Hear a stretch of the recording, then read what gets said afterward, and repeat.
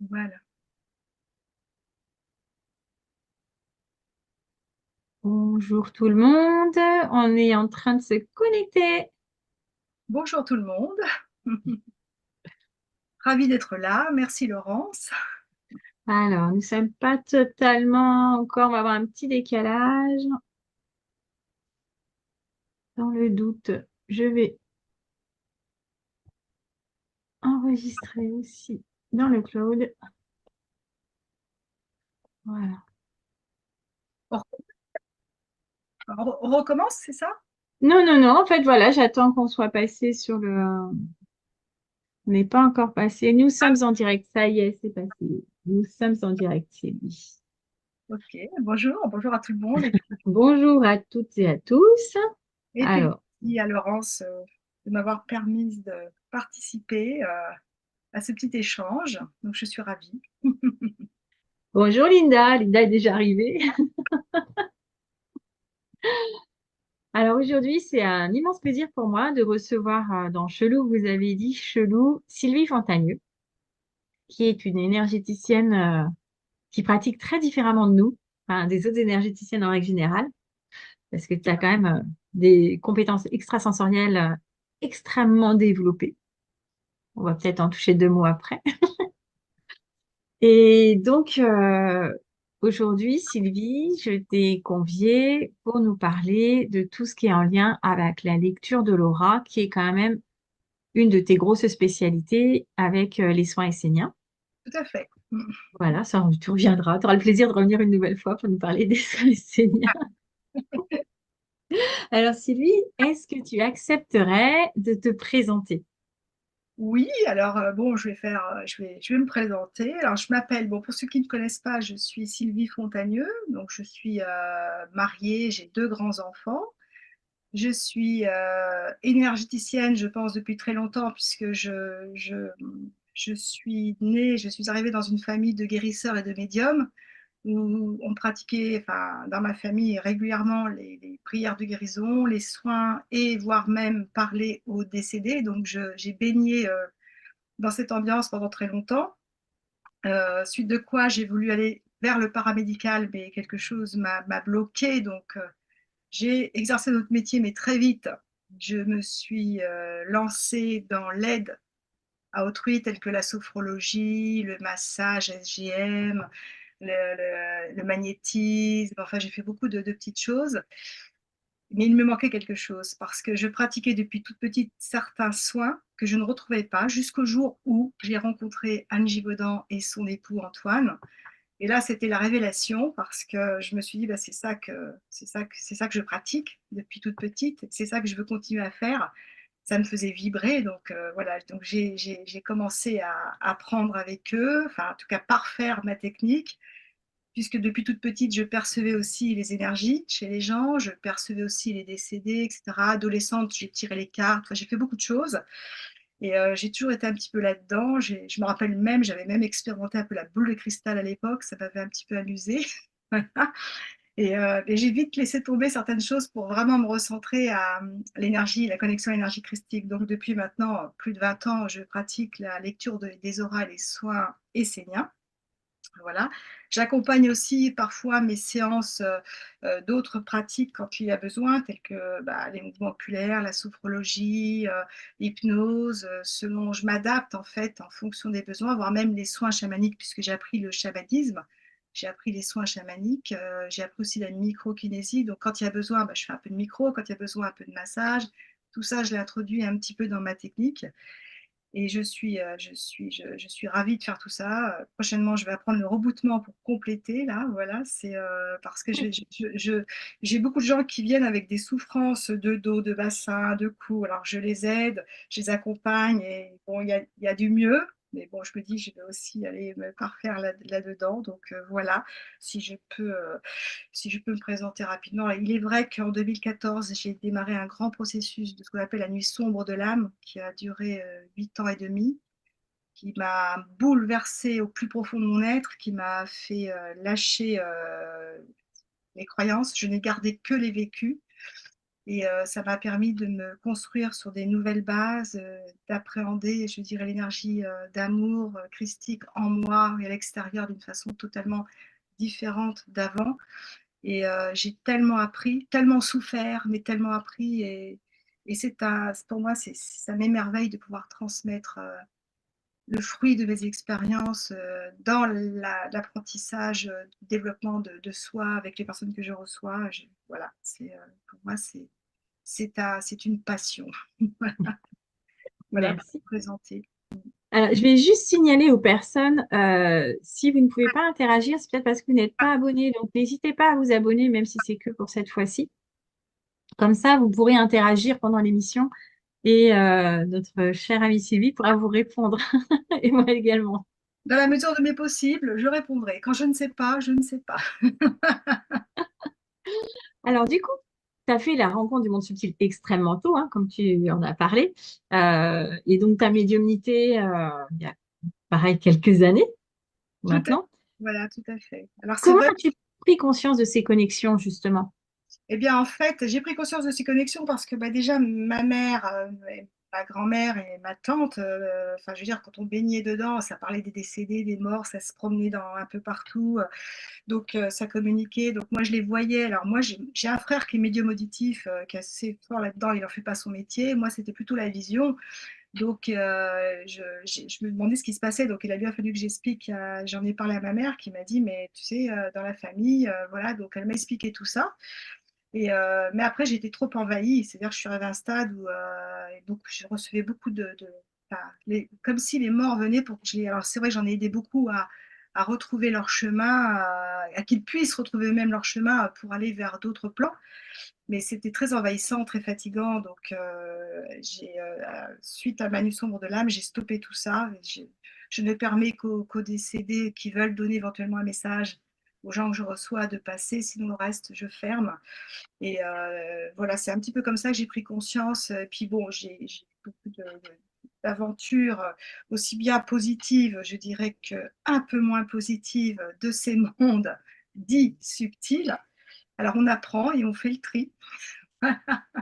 J'ai appris très vite parce que grâce quand même à la famille qui était déjà au fait de tout ça, parce que j'avais un arrière-grand-père qui était guérisseur, mais vraiment il posait les mains sur le corps, il soignait les gens, donc il était très connu là où il habitait à l'époque. Et voilà, donc on a toujours baigné là-dedans en fait, hein, voilà. Oh, c'est bien quand c'est comme ça que c'est pas juste sorti de la cuisse de Jupiter Non, je aussi. crois que la vie m'a poussée un petit peu parce que j'avais un autre métier avant. Et les êtres avec qui je suis en contact et les guides me disaient, il est temps maintenant que tu offres ça au monde. Mais moi, non, non, non, non, je ne veux pas me faire connaître, je reste dans ma grotte. Et en fait, il m'avait plein de problèmes. J'ai eu un accident de voiture qui m'a paralysée pendant plus d'un an. J'ai eu que des problèmes comme ça, jusqu'à ce que je finisse par leur dire, d'accord, je suis prête maintenant à y aller. Et à partir de là, ça s'est quand même tout apaisé. Donc, bon, voilà, quand l'âme veut aller quand l'âme a décidé d'aller à un endroit, je pense que on a beau courir en sens inverse, elle nous rattrape et, et nous amène avec bienveillance là où on doit se trouver. Mieux Voilà. qu'elle nous y amène. Des fois, un petit peu Elle nous plus amène. violemment. Voilà, le tout c'est d'accepter, voilà, avec confiance, le chemin qui se prépare pour nous. C'est ça qui est plus dur. Voilà. Ouais. Et donc aujourd'hui, tu vas nous parler de la lecture de l'aura. Oui. Euh, alors, qu'est-ce que c'est? Comment ça fonctionne? Et Alors, plein d'autres choses encore. On pourrait dire beaucoup, beaucoup de choses. Cependant, je vais essayer de rétracter puisque c'est limité, hein. Je ne veux pas prendre l'après-midi parce c'est des sujets qui peuvent prendre beaucoup de temps. Mais déjà, pour résumer, pour ceux qui ne connaissent pas, il faut savoir que la lecture de l'aura, c'est une émanation qui provient, je dirais, de la personne. À savoir que on pense qu'on est conçu qu'avec un corps physique, mais en réalité, on est conçu avec un corps physique et d'autres corps qui sont beaucoup moins denses que le corps physique qui ont pour fonction de gérer certaines parties de notre être, telles que bah, l'éthérique pour le corps physique, l'émotionnel pour tout ce qui est nos émotions, pour tout ce qui est tout ce qu'on peut vivre dans le quotidien, puisque nous sommes dans un monde où beaucoup d'émotions se véhiculent, le mental aussi pour un petit peu comprendre comment on fonctionne au niveau mental, comment on se positionne, etc. Et là où on crée aussi beaucoup de nos croyances, hein, qui s'installent dans notre mental et qui un peu gèrent toute notre vie, en fin de compte. Nous avons aussi le corps causal, qui est aussi l'émanation de toutes les mémoires qu'on peut avoir, plus les corps divas. Donc tous ces corps ont une émanation qui forme comme une espèce d'halo autour du corps, et donc qui est rempli de couleurs, parfois de scènes lorsqu'il y a ce qu'on appelle des formes pensées. Alors les formes pensées, pour résumer rapidement, c'est quand on vit un événement qui a été troublant, qui a été difficile, qui a été choquant, on va créer une espèce de cellule embryonnaire qui va un petit peu perforer cette espèce d'aura et se positionner dedans. Et donc on peut voir des pans, juste un petit pan de l'histoire, avec l'émotion qui s'y accroche, qui est lié au mal vécu de la personne. Cependant, cette émotion qui est là, elle se nourrit, elle est comme tout le monde, elle se nourrit, donc on se nourrit bien, nous, donc ces énergies-là se nourrissent, et donc elles vont influencer la personne à son insu et l'amener à revivre des situations de même charge émotionnelle. Et quelquefois, les personnes ne savent pas pourquoi elles se disent, mais je ne comprends pas pourquoi à chaque fois j'attire les mêmes situations, je ne comprends pas. Par exemple, les personnes qui divorcent 3 fois, 4 fois, qui tombent toujours sur le même personnage, les personnes qui trouvent un travail et que ça ne marche pas, et puis qu'ils en trouvent un deuxième et que ça ne marche pas, avec toujours la même sensation émotionnelle. C'est le même type de charge émotionnelle.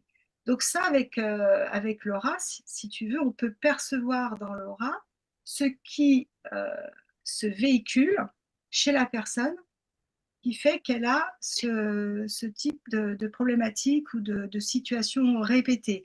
Alors bien sûr, les auras, c'est extrêmement vivant, c'est magnifique à regarder parce que, entre autres, l'aura émotionnelle a des couleurs splendides, ça fluctue de couleurs et chaque couleur a une correspondance émotionnelle, une signification. Et à travers les couleurs que l'on peut voir, bien sûr, on peut accompagner la personne à ce qu'elle comprenne ce qu'elle véhicule. Je m'explique. Par exemple, il y a des personnes qu'on reçoit qui ont eu des vécus plus jeunes qui les ont mis fortement en colère. Elles ont étouffé l'histoire, elles ont grandi. Et puis à chaque fois, elles vivent certains événements qui sont en lien avec la même charge émotionnelle, mais qui ne sont pas conscientes qu'elles sont en colère, par exemple. Et quand tu leur dis, bah, moi je vois un reste de colère lié, ah non, non, moi je ne suis pas en colère. Donc là, c'est intéressant parce que quelquefois, ça peut aider la personne à prendre conscience qu'il y a des choses qui se sont enfouies au niveau de l'inconscient et que c'est ça qui, quelque part au niveau de l'inconscient, continue à leur insu à guider leur histoire en fait. Tu vois, alors l'aura n'est pas figée, hein. Si tu regardes une aura maintenant, là, dans l'instant T, tu vas la regarder dans une heure, entre maintenant et dans une heure, en fonction de ce qu'elle aura vécu, un coup de fil qu'elle aura reçu, une situation, son aura va fluctuer. C'est tout le temps en mouvement. C'est magnifique, c'est la vie, hein, parce que la vie est un mouvement perpétuel. Une émotion est un mouvement, c'est une vague, hein. Voilà, donc c'est un petit peu ça, l'aura. Voilà. Alors, moi, comme je dis toujours à la clientèle, le plus important, c'est pas ce qu'on a vécu dans les vies passées, hein, qu'on était roi, Mhm. qu'on était reine, qu'on était courtisane. Comme j'avais vu une fois une conférence d'un monsieur qui parlait de l'eau, qui avait dit, moi, ce qui m'intrigue beaucoup, c'est que à chaque fois que j'entends les gens me parler des vies antérieures, ils ont toujours eu des rôles importants, mais pourtant, au Moyen Âge, il y avait beaucoup de crotonniers. Je n'entends pas une seule fois parler. Donc, j'ai trouvé ça très amusant. Donc, je le reprends souvent en disant, c'est pas important le rôle. Le rôle n'est qu'un rôle. Ce qui est important, c'est le vécu à l'intérieur de soi, dans son cœur, dans ses émotions, dans ses tripes, parce que c'est peut-être ça qui nous permet d'avancer. C'est en modulant ces aspects-là, en se reconnectant à qui nous sommes dans le cœur, qu'effectivement, on va trouver le chemin de qui nous sommes vraiment. Et l'aura permet de. Pour moi, c'est un accompagnement, j'aime pas dire outil, hein, mais c'est un moyen que j'utilise dans mes séances pour essayer d'accompagner la personne et qu'elle mette en lumière, qu'elle mette en conscience ce dont elle a perdu la conscience, et l'aider à ouvrir pour qu'elle puisse comprendre ce qu'elle joue, enfin joue pas au sens de jouer du terme, mais ce qu'elle joue sur le plan, ce qui se joue sur le plan psychologique, pour pouvoir après se libérer si toutefois elle est prête, si toutefois elle le souhaite, et à quel cas, là, moi je l'accompagne après avec les soins esséniens et d'autres pratiques s'il y a besoin, pour l'accompagner à ce qu'elle elle-même retrouve son propre chemin de guérison, en fait. Voilà un petit peu l'aura. Est-ce que je sais D'accord. pas si ça résume bien. En gros, un résumé condensé, parce que Oui, bah oui, après. pour en dire long, hein, Et du coup, Laura, on est bien d'accord, elle prend plus ou moins la forme du corps de la personne, mais elle peut aussi se déplacer, Oui, alors gauche à droite ou de haut en bas. voilà, alors l'aura, c'est un petit peu quoi. Alors, oui, l'aura, elle prend pas plus ou moins la forme de la personne. L'aura, c'est vraiment, elle est large parce que si tu veux, tu as, l'aura éthérique qui est peut-être petite, mais après, tu as les Ils autres sont auras plus larges. à 1 mètre, 2 mètres, et alors, les auras dites divines. Mais sur Terre, bon, moi, personnellement, je vais, avec toute humilité, les auras des grands maîtres, bon, j'ai senti l'aura d'un maître en Inde, Premananda, mais je ne peux pas dire qu'on les voit chez tous les gens. Enfin, moi, je ne les perçois pas chez tout le monde. Cependant, les auras peuvent aller très très loin. Ça, c'est selon comment toi tu émanes au niveau de ton être, tu peux expanser ou pas tes auras. Donc, c'est plutôt un halo. Par contre, là où je te rejoins, effectivement, en fonction des problématiques que la personne vit, elle peut soit effectivement être décalée à droite ou à gauche, soit décalée en avant ou en arrière, soit décalée en haut. Très souvent, et on retrouve beaucoup chez les gens qui sont dans la spiritualité, les gens qui sont perchés en haut. C'est très en haut. Voilà. Comme je dis toujours, bah, pour bien œuvrer dans la spiritualité, il faut déjà être bien ancré. Voilà. Il faut attacher ses chaussures pour ne pas trop décoller. C'est haut. Voilà. Donc, voilà. Donc, bon, il y en a. Moi, j'en ai rencontré une en Belgique, quand j'ai fait une formation en Belgique, quand j'ai enseigné en Belgique, une qui avait vraiment l'aura très basse, mais elle avait vécu toute sa jeunesse en tribu. Donc, elle avait l'habitude de la terre, voilà. Et après, bah, on peut trouver on peut trouver des auras un petit peu inversées, tordues, selon les chocs. Par exemple, si la personne, moi, j'ai déjà replacé des auras quand, si tu veux, il y a un grave accident de voiture, il y a des tonneaux ou un accident de moto. Alors les gens se disent, bah, l'expression classique, je suis à côté de mes chaussures. Mais en réalité, il y a juste à remettre l'aura en place et puis la personne se retrouve dans ses chaussures, hein. Elle retrouve ses pieds au sol. Voilà, donc après, l'aura peut se creuser, certains endroits, parce que alors c'est pas toutes les auras. Alors on va se retrouver au niveau de la première aura, l'aura éthérique, où là se trouve ce qu'on appelle, nous, en énergétique, toutes les anomalies. C'est aussi là-dedans qu'on va trouver aussi qu'on va voir, qu'on va percevoir les chakras, les circuits énergétiques. On va les voir dans cette aura principalement. Dans le reste, on va plus voir les aspects émotionnels, mentaux, mémoriels. Dans l'aura éthérique, on va voir les chakras, les circuits énergétiques, on va peut-être voir les organes, on va voir les blessures, on va voir les blocages, on va voir les zones d'ombre, les zones de lumière. Alors, ombre, ce n'est pas négatif. Il n'y a rien de négatif du tout, hein. Voilà, il n'y a pas de bien, il n'y a pas de mal. Sortir de cette dualité, c'est des zones, ce que moi j'appelle de blocage, où la lumière passe moins bien parce qu'il y a des difficultés, cependant, elle est quand même là. Il y a juste besoin de la réveiller. Voilà, donc c'est dans cette aura éthérique qu'on va voir ça. Donc, et avec ça, ben, on peut percevoir, bon, quand on reçoit des gens qui ont des maladies, on va percevoir un petit peu les impacts qu'il y a sur les autres organes, etc., etc. Les gens qui sont en dépression, on va le voir aussi à travers l'aura éthérique. Alors, les gens qui ont ce qu'on appelle dans notre jargon des fuites, des creux, des trous, Les failles, hein, ouais. des failles, etc., etc., pour justement après pouvoir avec des soins, de les reboucher, de les refermer, de réparer, voire même d'opérer, puisque je pratique aussi des opérations subtiles. Voilà, donc du coup, quand il y a besoin d'opérer, ben, on opère. Ça permet aussi de voir aussi ce qui peut être incrusté dans les corps qui n'ont pas lieu d'être. Voilà. Voilà, en parlant un peu énigmatique, on peut trouver des choses curieuses dans les corps. Enfin, curieuses, moi je suis habituée depuis toute petite, mais ça peut troubler certaines personnes, voilà, qui n'ont pas lieu d'être. Donc on les retire. On peut retrouver aussi des choses qui datent de mémoires très anciennes, telles que des armes blanches, des balles, des Du haches, poison, des traces de poison aussi. du poison, des traces de poison, etc., etc., des parasites mises soit par des problèmes dites d'énergie sombre, mais vraiment sombre, soit, etc., etc., et puis plein d'autres choses, auquel cas, bon, bah, dans l'aura, c'est bien de les percevoir, c'est comme ça qu'on peut les retirer. On va les retirer surtout. C'est les retirer parce que ça bloque énormément les gens, hein, pour leur avancer, hein, Ah oui. ça devient très difficile pour certaines personnes, hein, voilà, quand ils sont à parier, on va dire, de choses diverses et variées. Quand il y a avec un peu trop de copains sur le dos. Et donc, pour quel sujet les personnes viennent en priorité te voir? Alors, il n'y a pas de priorité parce que les gens viennent me voir pour un, un panel assez large de besoins. Alors, j'ai pris quelques notes là par contre, parce que comme j'ai regardé tes questions hier soir très rapidement, mais là j'ai pris quelques notes parce qu'il y a tellement de cas.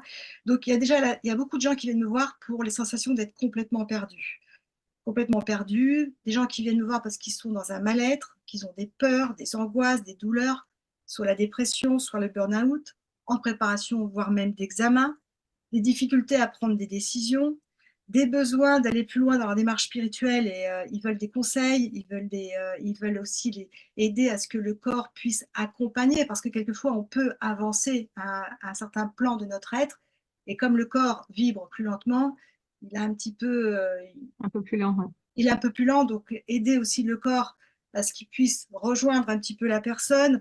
Il y a aussi à l'approche de ce que j'appelle moi le grand voyage, le passage sur l'autre plan. J'ai des gens qui savent qu'ils vont décéder et qui me demandent de les aider, de comprendre. Donc je leur fais un cours sur le passage, les guider, leur dire quand vous sentirez le moment, voilà, que je leur donne quelques exemples et je les guide pour qu'ils puissent passer au mieux.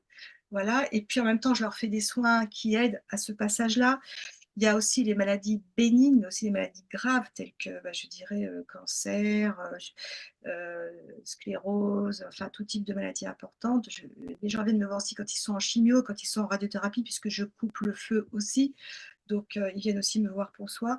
Alors, je reçois aussi quelques personnes qui viennent me voir en me disant, alors j'aime pas ce mot-là, mais c'est ce qu'ils me disent, vous êtes ma dernière roue du carrosse. Ouais. Voilà, alors moi, je ne suis pas ça du tout, mais bon, j'essaye de les accompagner au mieux en disant, écoutez, je vais offrir tout ce que je suis, mais je ne peux pas offrir plus. On va œuvrer ensemble. Et puis après, on fait confiance à votre être profond.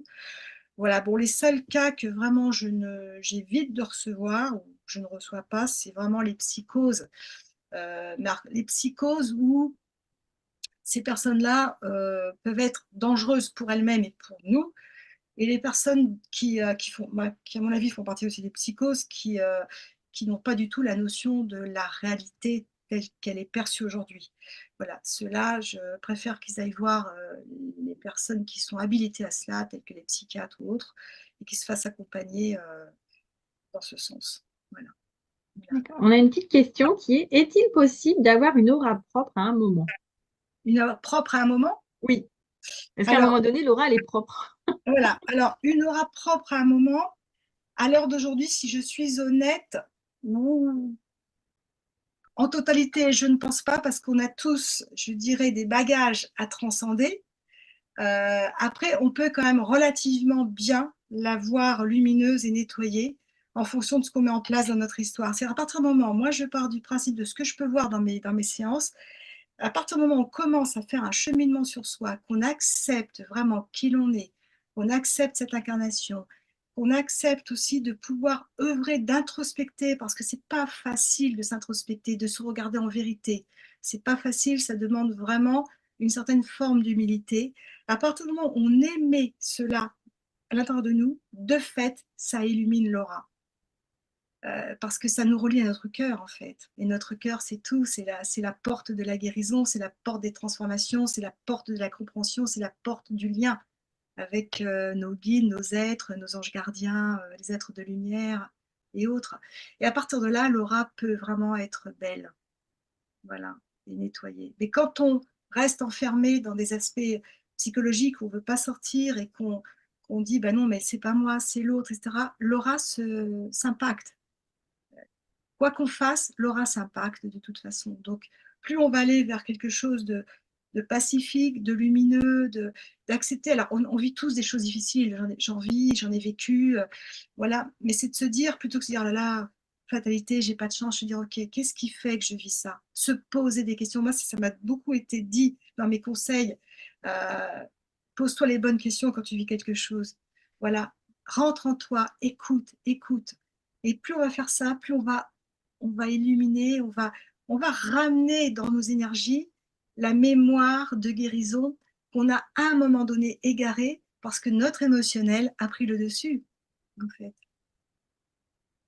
Linda, j'espère que ça a répondu à votre question. J'espère, voilà.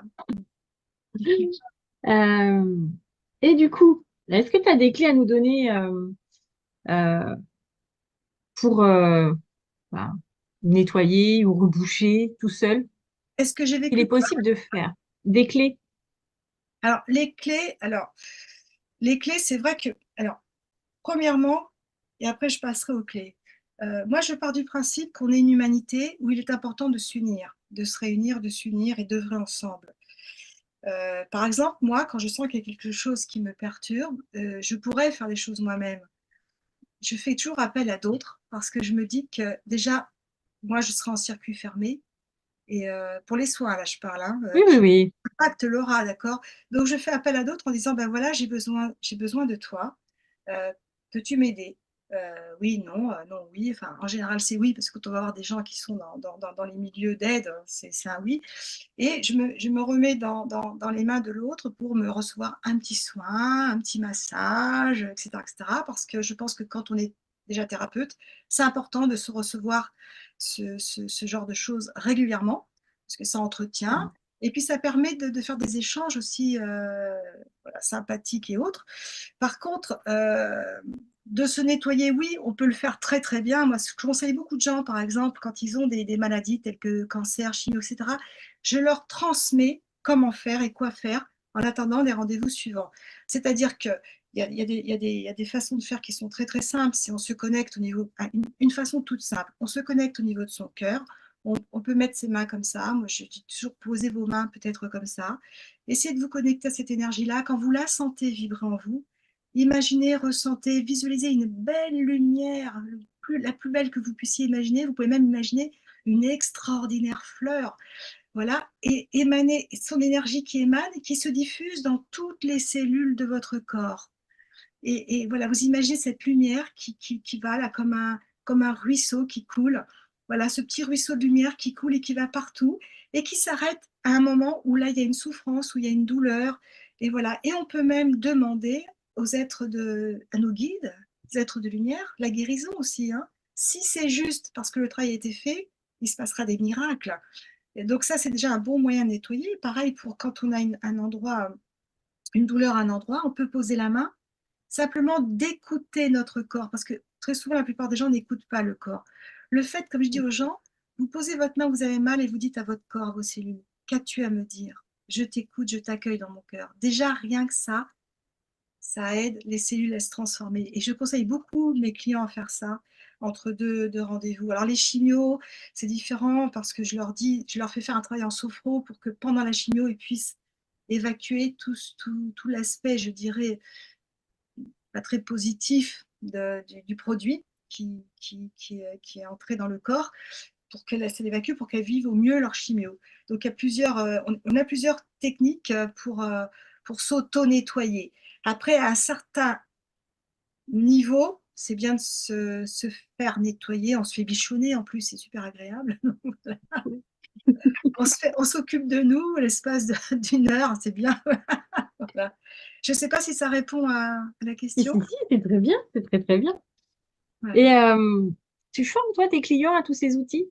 Oui, Est-ce que c'est les outils que tu utilises? alors, je forme principalement. Alors, j'ai commencé à former. J'ai travaillé pour Anne Givaudan et Antoine Ashram, son époux, pendant plus de 20 ans. Enfin, pendant une vingtaine d'années, j'ai arrêté de travailler pour eux l'année dernière parce que je me suis dit, maintenant, il faut vraiment que tu enlèves la chaîne et que tu t'envoles. Donc, j'ai formé pour eux pendant 20 ans en lecture de l'aura et soins esséniens.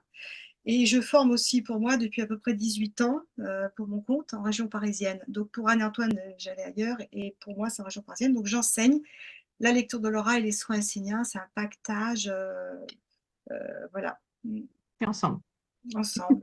Alors, je fais aussi des ateliers sur l'incarnation, le but de l'incarnation et surtout les pathologies qu'on peut, enfin, pathologie entre guillemets, ça n'a rien à voir avec le médical, mais je veux dire, les conséquences qu'on peut avoir au niveau des attitudes, la façon dont la gestation se fait, la façon dont on vient au monde.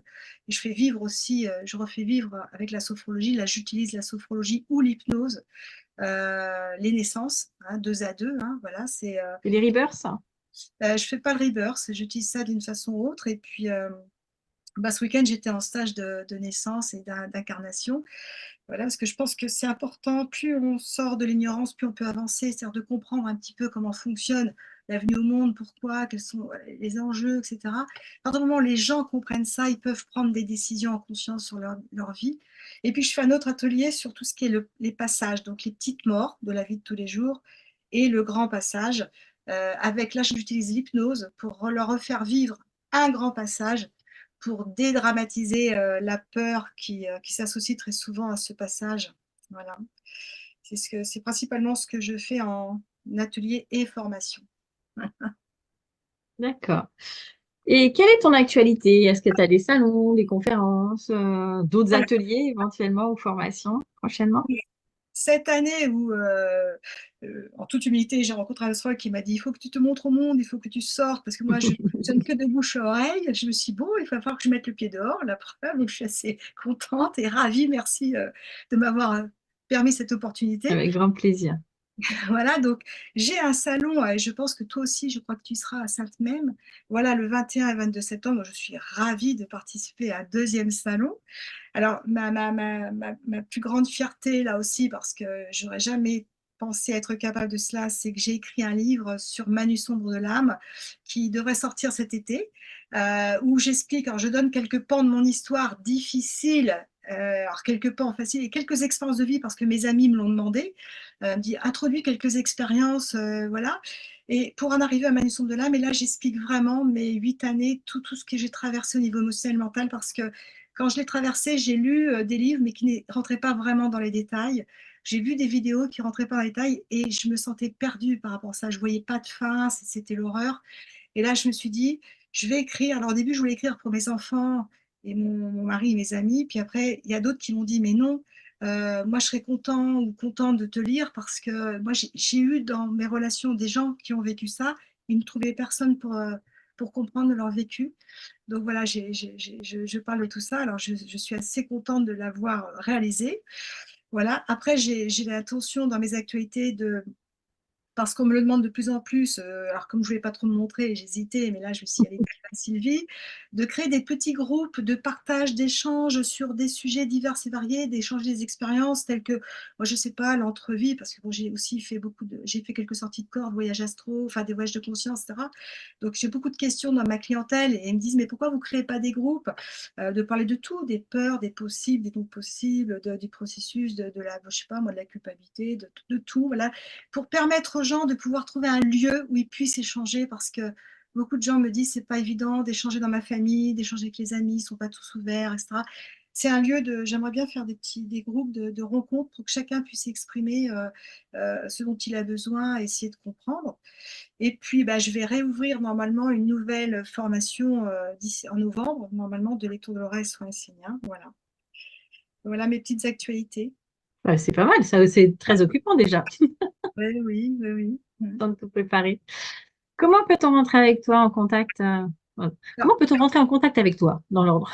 Alors, par mon numéro de téléphone, la plupart du temps, les gens m'appellent. Alors, si je ne suis pas disponible, c'est parce que je suis en travail, mais je rappelle toujours les gens. Sauf quand je suis en déplacement, c'est pas toujours de les rappeler parce que le soir, je suis avec les stagiaires. Donc, je les rappelle à mon retour. Voilà, on peut me joindre aussi par mail, sur ma boîte mail, par WhatsApp, par Signal. Et puis, à mon site aussi, à mon site internet. Que Où je là, vous joindrai. Je voilà, joindrai le site. là, il y a mon numéro là, sur mon site, il y a mon numéro de téléphone, il y a ma boîte mail sur, voilà, pour me joindre principalement. Alors, c'est vrai que j'ai, comment on appelle ça? Je ne sais pas de ma génération, Instagram, je sais pas comment. Instagram.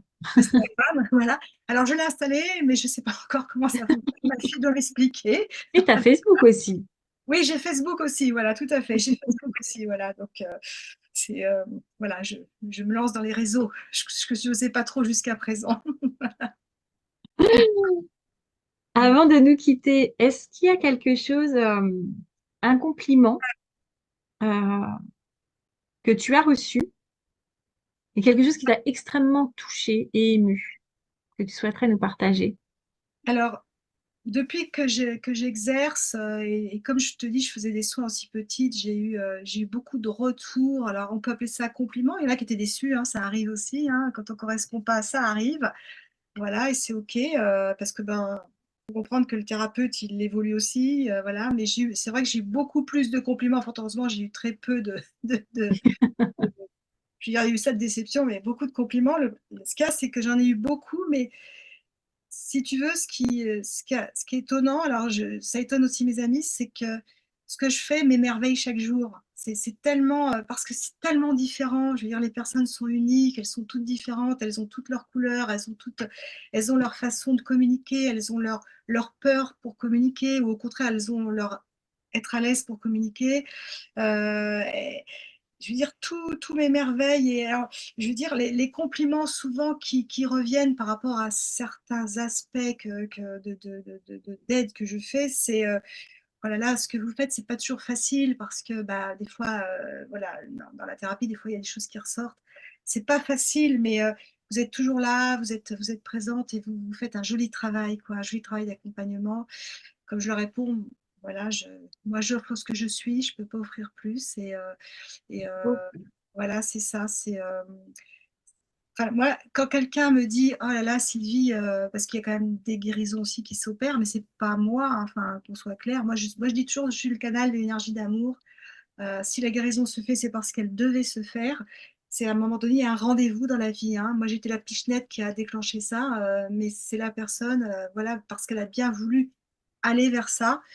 Et, euh, et quand on me dit, trop compte, Sylvie, j'arrivais pas à conduire pour aller à tel endroit, maintenant je conduis. Regarde, Sylvie, ben là, ce matin, j'ai reçu une dame avant qui, ça y est, le cancer est passé.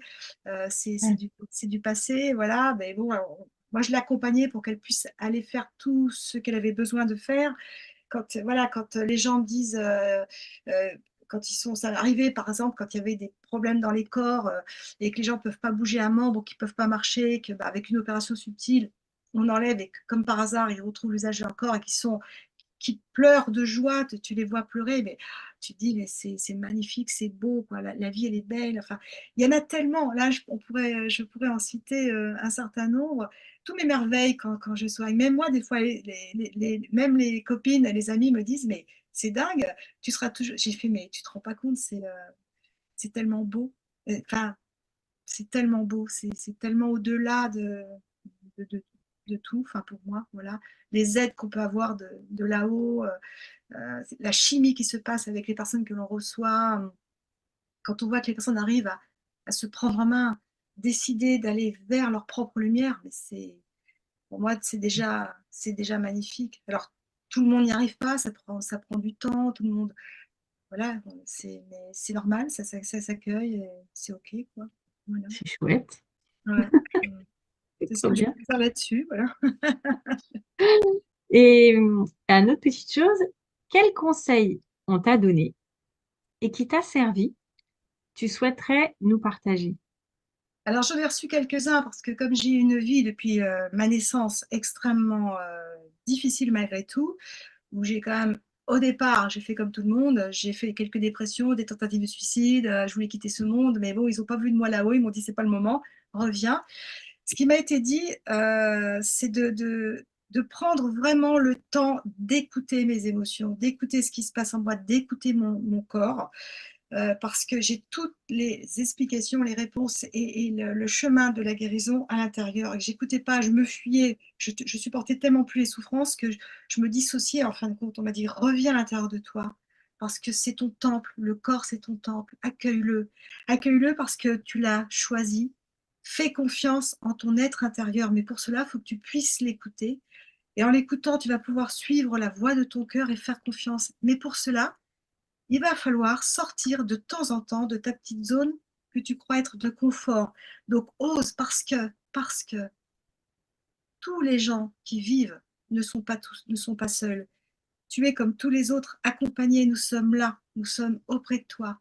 On te transmet, consciemment ou pas, des messages. Tu as juste à retrouver ta foi. Alors, pas la foi religieuse, qu'on soit bien d'accord, hein. Je parle de la foi en soi. C'est vraiment les messages qui m'ont beaucoup aidé quand j'étais jeune et que j'ai à nouveau réentendu pendant ma nuit sombre de l'âme qui m'ont quand même permis de tenir. Voilà. En me disant, c'est OK, il y a la lumière au bout du tunnel, je ne suis pas seule, même s'il ne se montre pas toujours, c'est OK, voilà. Et puis d'écouter, rentrer en soi, rentrer en soi, rentrer en soi, parce qu'à un moment donné, ça s'ouvre et on a des réponses qu'on n'aurait jamais imaginé avoir. Et on se dit, mais c'est une évidence, mais comment j'ai pu Et puis là, on se met sur un autre chemin et encore un autre chemin. Et en fait, la vie n'est que ça, hein. On ne fait que prendre quelques chemins. Voilà. Enfin, pour moi, voilà. Ben, merci beaucoup pour ce conseil très sage, ces conseils très sages que Voilà, tu nous ben, as transmis. merci, merci. Mais bon, on est toujours en évolution, hein. Voilà, Oui, ben, de toute façon, jusqu'à la fin, hein. exactement. Voilà, Voilà. tout à fait. On a quelque chose à apprendre jusqu'à notre dernier souffle. Exactement. La vie est riche. Très, Ouais. très, très riche. Sylvie, je te remercie infiniment, vraiment. Merci, Moi merci, aussi, merci. Tu vas revenir nous parler d'autres choses par la suite. avec On va plaisir, programmer ça. avec J'ai plaisir. noté des petits sujets qui me bottaient bien et qui attiseront bien la curiosité également. Alors, merci infiniment, Sylvie. Merci à toutes et tous. Alors, je tourne la tête parce que le téléphone est par là. Je te remercie Merci de m'avoir écouté, merci voilà, de m'avoir accueilli. Et merci à tous. Voilà, c'est et à tous bien au-delà. ici.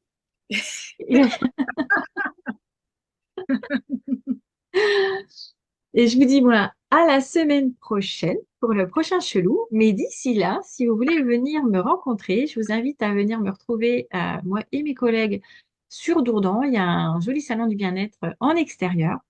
Donc, soyez nombreux à venir nous voir, nous poser des questions, rencontrer nos univers. Ce sera avec grand plaisir qu'on vous répondra. Et voilà, passez une très très belle semaine et à très bientôt. Au revoir. Au revoir.